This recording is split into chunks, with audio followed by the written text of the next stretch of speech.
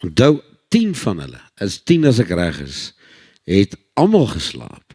So almal was skuldig aan passiwiteit. Yes.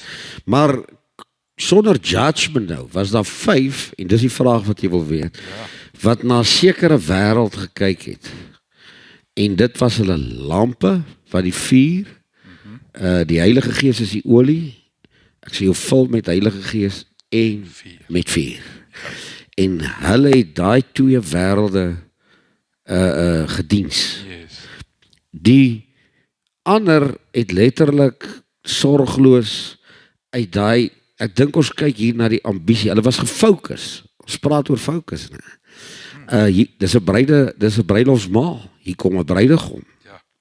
Almal het een wêreld van fokus en gedagte gehad, een opgewondenheid. Daai opgewondenheid as jy 'n nuwe projek aanpak, we gotta do this, ek dink ons almal was al daar, hierdie een gaan werk. Yes. En dan so 3-4 weke later kom jy agter, dit is werk. Ja.